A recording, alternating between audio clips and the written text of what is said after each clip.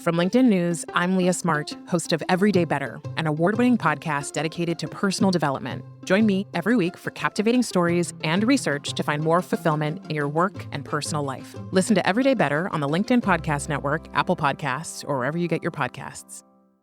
Did you know that small and medium businesses make up 98% of the global economy, but most B2B marketers still treat them as a one-size-fits-all? LinkedIn's Meet the SMB report reveals why that's a missed opportunity and how you can reach these fast-moving decision makers effectively. Learn more at linkedin.com/meet-the-SMB. Hello, my friends, and welcome to another exciting episode of Negotiate Anything. This show is produced by the American Negotiation Institute, and with over 5 million downloads and listeners in over 180 countries, listeners just like you have made this the #1 negotiation podcast in the world. Hi, my name is Kwame Christian, and I am the founder and CEO of the American Negotiation Institute. Here at ANI, we believe that the best things in life are on the other side of difficult conversations, and we are passionate about providing you with the best content that will help you to make your difficult conversations easier, both at work and at home. Lastly, I want to remind you that we offer consulting and conduct trainings, both virtually and in person, all around the world. Our focus is in 3 main areas. First, negotiation and conflict resolution. Second, leadership. And lastly, diversity, equity, and inclusion. Check the link in the description below to learn more about how we could work with you and your team. And now, without further ado, let's jump into the interview.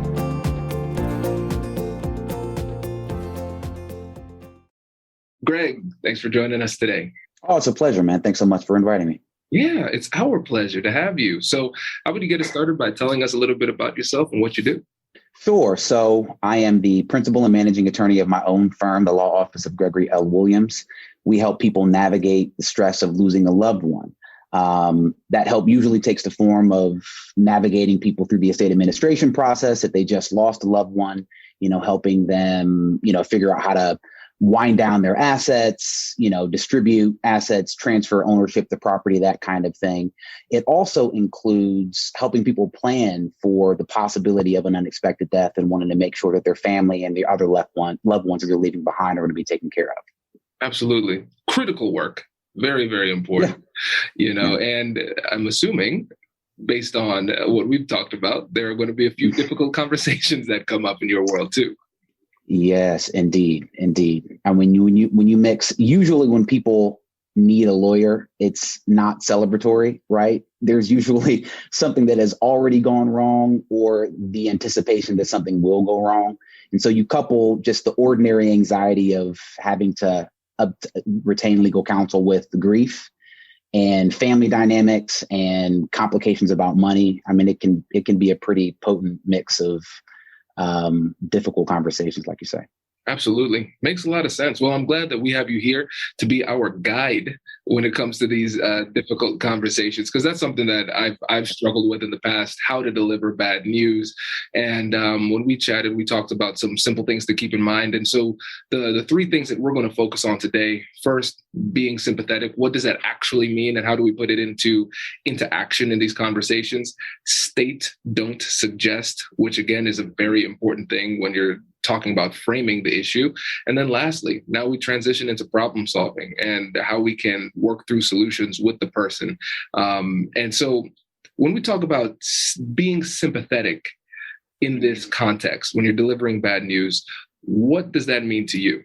So in the probate context, again, when I'm helping people navigate through these stressful times, like I said, it's either because they have lost a loved one, sometimes unexpectedly, sometimes not, or because they are sort of contemplating what the impact of their death might be on their loved ones. And so either you are dealing with somebody who is actively going through what can be pretty significant and heavy grief, or you're talking to somebody about really heavy issues that most people don't want to spend a lot of time thinking about. And so being mindful of that context, being mindful of the fact that you're dealing with someone who just lost a loved one, Very often they have no idea where to start, what to do. Again, you couple that with the fact that you have to go to probate court and you've got to get an attorney. People are grieving, they are anxious, depending upon the family dynamics. There may be a lot of anger and hurt there. And just being ever mindful of that context when you're working with somebody, you're dealing with somebody, and just being mindful of what they're going through at any particular moment. It really forces you to temper or moderate your approach to make sure you are meeting their needs where they are. Makes a lot of sense. And yeah, absolutely. I think what we're talking about here is just general awareness. On the show, we always talk about self-awareness and how important that is for your own emotional regulation. But here, what we're talking about is being more aware of the other person, their state of mind, their emotional status, and those type of things. And what's interesting here is thinking back to what you said. You talked about grief or sometimes anger, those type of things. We might just generalize and say this person is emotional, but what is the value of understanding the distinction between the emotions that they are experiencing? I think the distinction is understanding where it's coming from, and that it's not necessarily a reflection of somebody's character, or even a reflection of how they might be feeling, at any particular moment, right? When you say somebody is emotional, it's easy to mean that or to have it interpreted as a commentary about their character, when really there's something that leads to that. There's some underlying explanation or set of circumstances that they're reacting to, coupled perhaps with their character, whatever idiosyncrasies they might have, that causes their expression to come out in a certain way. And just sort of dealing with the expression without being mindful of what might be causing that, I think will force you to react inappropriately. I mean, if you're dealing with somebody who's emotional and you don't take time to think through why they might be reacting that way, then you might react emotionally back. And I don't think that's being very sympathetic, especially if you're in a situation where you're really trying to help somebody navigate through these emotions. There needs to be a guide along that path. And the guide cannot get lost and entangled in the same sort of, landmines or mired in the same muck that, you're leading somebody out of. You've got to be able to see those, navigate through them in order to help somebody else get to the other side. Absolutely. And what's interesting too, because I know this as a fellow attorney, a lot of times we get really myopically focused on getting things done. Here's the problem. Here's the solution. This is the law. This is the right answer. You suggested something that's incorrect. Here's the right answer, right? And so really what it sounds like is that we need to take some time up front to address and empathize with the emotional state of the other side first, before we move on to what we might deem to be more productive dialogue. Yeah. And for me, and I'll be honest, this is a lesson that I've learned only after starting my own practice, and really being responsible, not just for producing the legal product, but serving the needs of the client. It helped reframe what my actual job is. And I think a lot of attorneys think their job is to draft the brief or to do the legal research or to arrive at the right answer, when in fact your job is to provide peace of mind to your client. The tools you use to provide that peace of mind might be doing the legal research or drafting the brief, but that's not really the end game. The end game is peace of mind. And so if you keep what your actual responsibility is, as opposed to getting bogged down by the tools you might use in any particular situation to, reach that objective, then you might realize that a different set of tools is required under a different set of circumstances. And when you're trying to give somebody peace of mind, simply giving them the correct legal answer may not be the appropriate tool. Instead, you might need to use some softer skills in order to really do what they've hired you to do, which is to make them comfortable that you are taking care of them. Yes. And so it's funny because you think about it, just like you said, as a lawyer, we think about these tools. These are the tools that will solve the problem. And for us, we might rate our efficacy or success based on how well and properly we implement those legal tools. But for the client who's going through this emotionally tumultuous situation, they are recognizing that even if you are using the correct tools, but not addressing their emotional needs, they will rate you as a lesser lawyer because they're grading on a different scale. Right. And oftentimes, I tell people this, especially in Columbus, Ohio, where I'm located, it almost seems to feel like every other person you meet is an attorney, right? We both went to Moritz, we're both attorneys. We both know dozens and dozens of them. There are any number of attorneys on virtually any corner in the city where you could go and have them draft some papers. But that's not why people hire me. And that's not really what they're looking for. I mean, if they wanted somebody to draft some papers, they would have gone to, no-name attorney around the corner. The reputation that we're trying to build is that we actually care about giving you peace of mind. We're sympathetic to what you're going through and helping you navigate that, deal with that, within this context of estate administration or estate planning. That's the service that we're providing. It's not just drafting or research. It is making you comfortable and confident that we care about you and that we're trying to, help you achieve that objective with that level of care and service. Does your company invest in professional development training? If you believe that your team would benefit from a negotiation workshop, all you need to do is go to our website, fill out the workshop request form, and then we'll set up a time to chat. These workshops are completely customizable, and we've done them all around the country.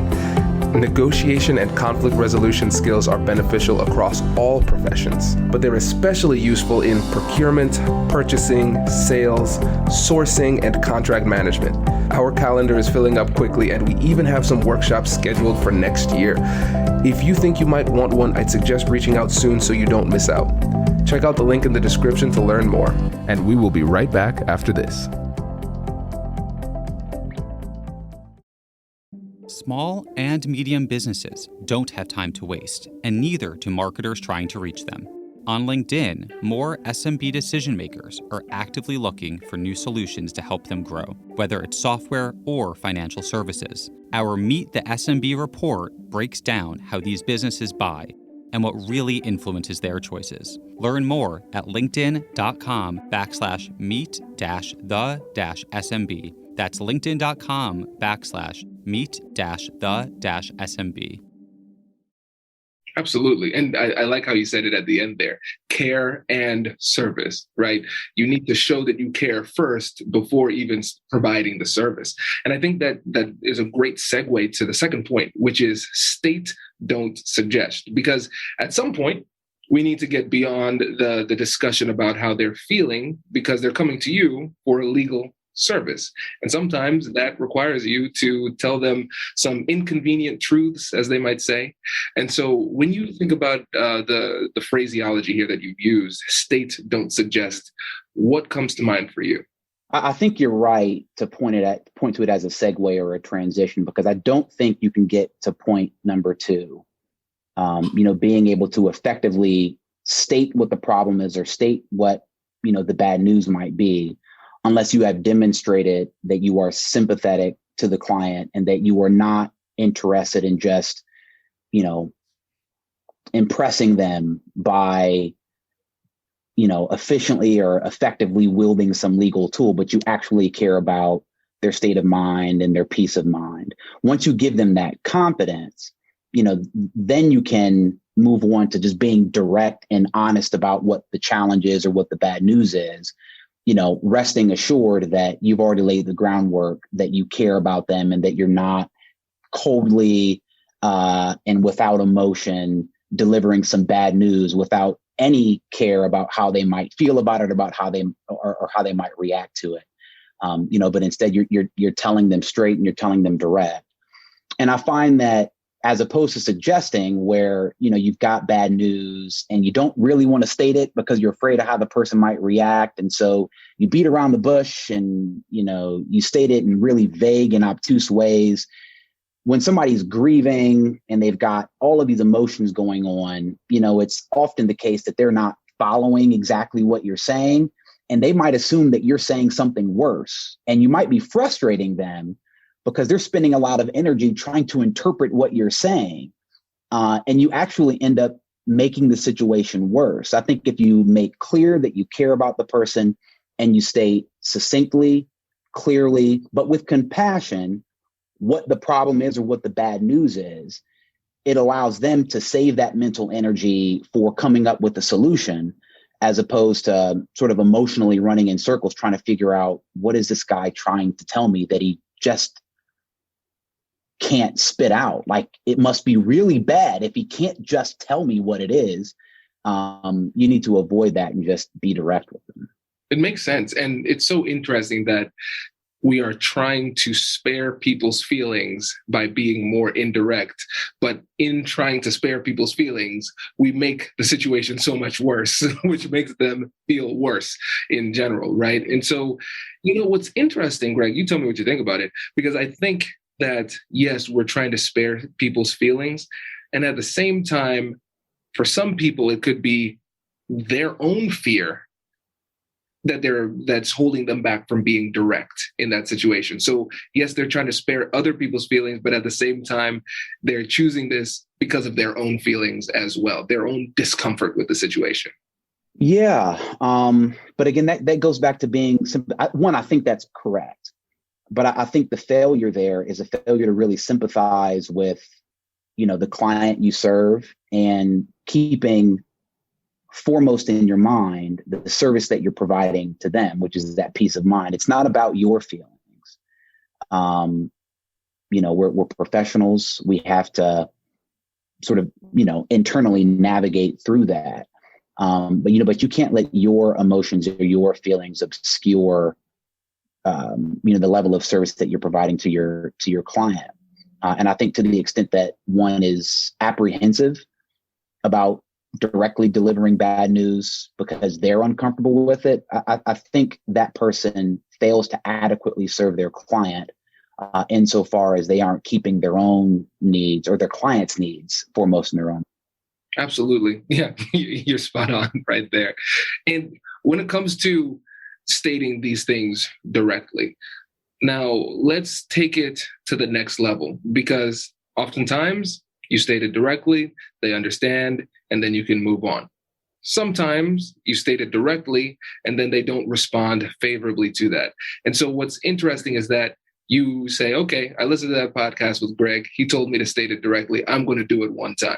And then they push back and they said, oh, no, now I'm going to be indirect again.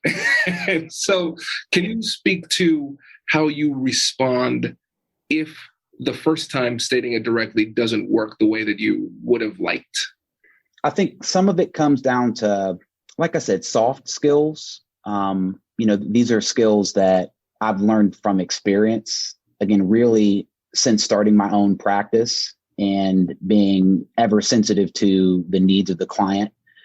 You learn how to deliver bad news. Now, that's not to say that you suggest it or that you speak vaguely or obtusely about it, but rather your posture, your tone, the manner in which you deliver, even directly deliver bad news. All of that is important. And I think learning how to do that comes with time and experience.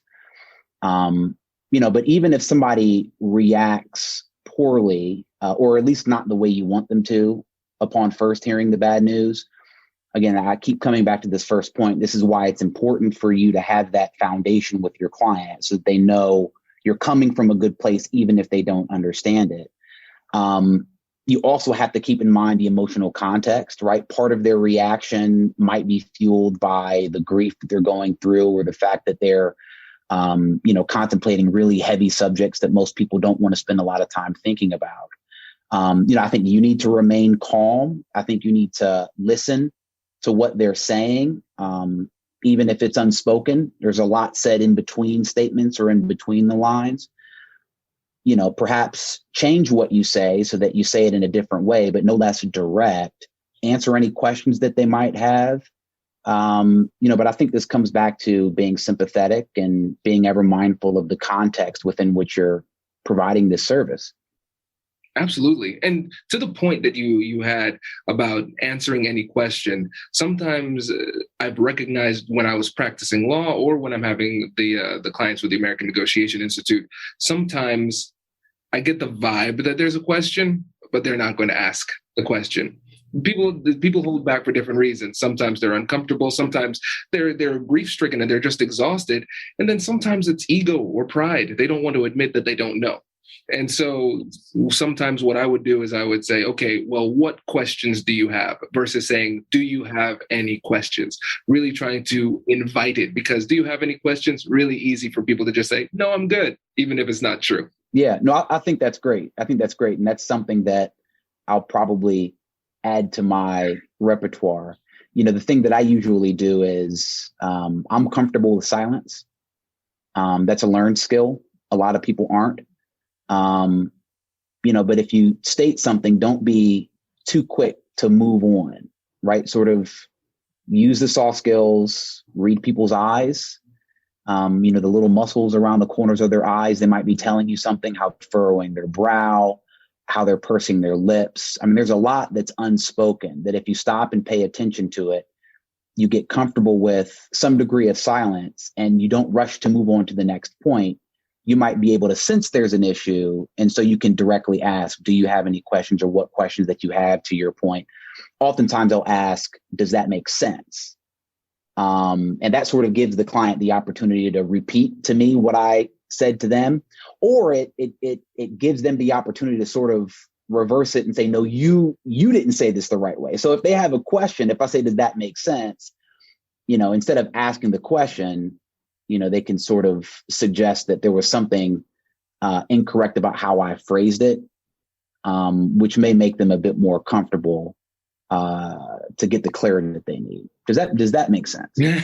Absolutely. And again, perfect time to segue, because once you get that clarity, we've taken the time to work through the emotional challenges that they might be experiencing with being sympathetic. Then we took the time to clearly articulate what the challenges are, what the situation is, by stating versus suggesting. And now we've earned our way to problem solving. And so when it comes to problem solving in your field, I think from the outside looking in, people might say, well, wills, trust, and estates, very straightforward. Probate administration, very straightforward. The rules are what they are. But one of the things that you talked about when we were preparing for this is that in problem solving, you need to be a little bit more creative and more open to alternatives. And so what does that look like in your world?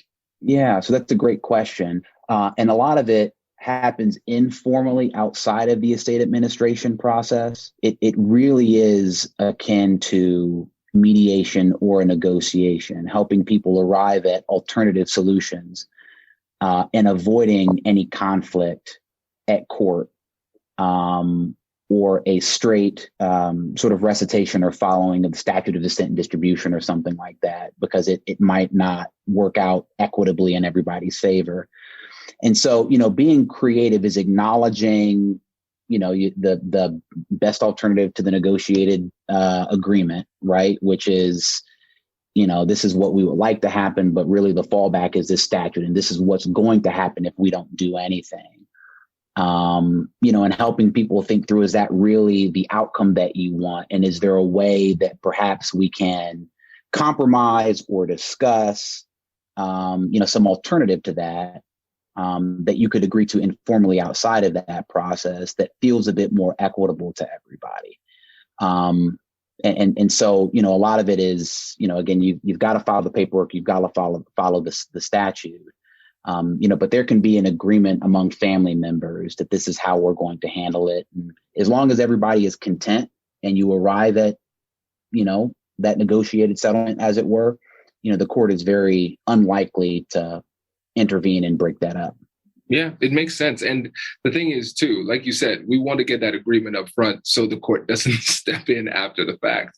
And that demonstrates the difference between just practicing law, doing the law, using those tools, and making sure that you're managing the people side. And so, again, I'm assuming, think about a law student coming through, they probably are not talking about, yeah, wills, trust estates, doing probate work. I need to have solid people skills, right? But here you're demonstrating it's so critical. And again, getting to the conflict management side, because we have the client management side, managing expectations and everything like that. But you have to recognize that even though you might have one person technically who is the client or leading the conversation, you still have to mediate between different factions within the family. And so tell us a little bit more about your approach there when it comes to getting people on the same page, even though they're all going through this emotionally challenging time. Yeah, I mean, so it's really, again, I'm coming back to those first 2 points, being sympathetic, and understanding that being sympathetic is it's not an umbrella or a blanket thing, right? I mean, you might assume that everybody has the same reaction or is feeling the same way, in response to the loss of a loved one. But that loved one's relationship with each member of the family, for example, is different. And so everybody's feeling a little different. And so, part of being sympathetic is not just recognizing, hey, there was death, these folks are grieving. It's trying to understand how each particular person is grieving based on the relationship that they had with the decedent. So it's being individually sympathetic. Helping them navigate that is about stating things directly, about not being caught up in your own emotions. Somebody has to be objective. Again, somebody has to be the guide to navigate these people through. And it's a lot like acting like a mediator, hearing what people say, trying as best you can to understand what they mean, reinterpreting that or reiterating that to, the other party or another member of the family.